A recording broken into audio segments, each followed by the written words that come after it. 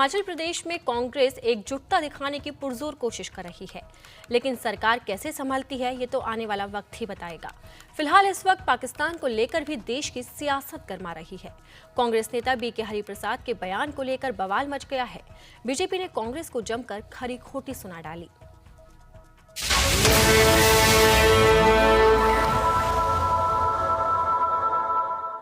कि आज कांग्रेस के वरिष्ठ नेता बीके हरिप्रसाद जी इस सीमा तक बोल देते हैं कि पाकिस्तान बीजेपी का दुश्मन है, हमारा नहीं है।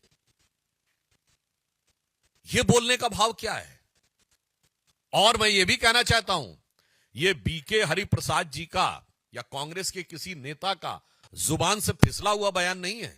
मणिशंकर अय्यर और Salman Khurshid, former cabinet ministers, both were the former cabinet minister and Salman Khurshid ji was the former foreign affairs minister, जाके ये कहे थे ना कि पाकिस्तान में जाके कहे थे कि मोदी जी को हटाना है तो मदद करिए। राहुल गांधी जी के बयान को पाकिस्तान ने यूनाइटेड नेशंस में भारत सरकार के खिलाफ प्रयोग किया था। इमरान खान ने बतौर प्राइम मिनिस्टर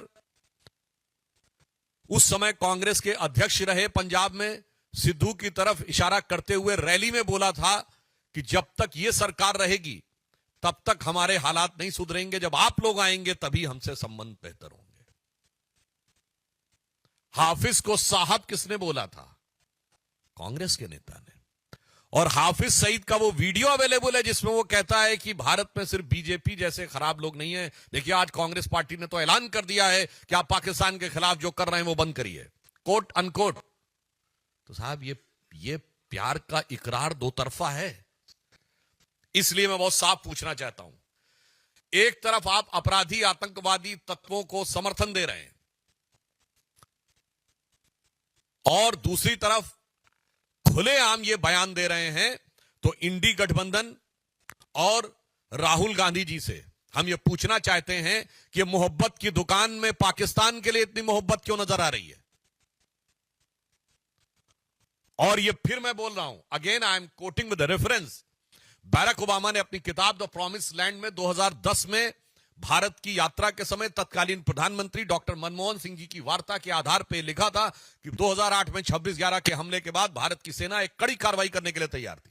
और उस समय रॉय आईबी के चीफ थे जिन्होंने इस्तीफा भी दे दिया था इस बात पे, क्योंकि लगातार संकेत दिए गए थे कि ऐसा होने वाला है। परंतु उसके बावजूद बकौल बैरक ओबामा, अगर कांग्रेस को आपत्ति है तो बैरक ओबामा पे जाके मुकदमा कर दें, बकौल Barack Obama doctor Manmohan Singh की सरकार ने इसलिए निर्णय नहीं लिया कि पाकिस्तान के खिलाफ हुई किसी भी कार्रवाई से बीजेपी को फायदा न हो जाए। पाकिस्तान हमारा पड़ोसी है, वो भले ही भारतीय जनता पार्टी को दुश्मन हो सकता है, मगर भारतीय जनता पार्टी का दुविधा कहां से आता है? अगर ये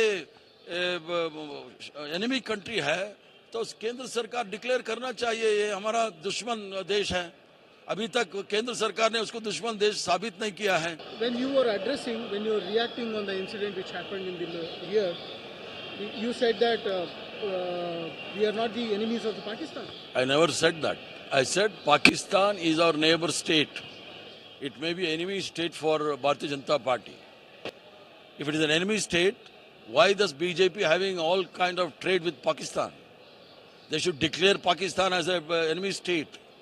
Mr. Rajiv Chandrasekhar, when I was a member of Rajya Sabha, I had moved a private member bill to declare Pakistan as an enemy state. Why that bill was withdrawn? Why Bharatiya Janata Party withdrew that bill? So the BJP dirty trick company is fully active from yesterday. Whatever I said in the council, we have no objection to publicize whatever I have said. If they add anything masala to that, I think I will have to move a privilege motion against those channels which are twisted my statement. Whatever the statement I made in council, I stand by that. If at all, if BJP feels that Pakistan is an enemy state, the central government should ban all the trade and they should declare Pakistan as an enemy state.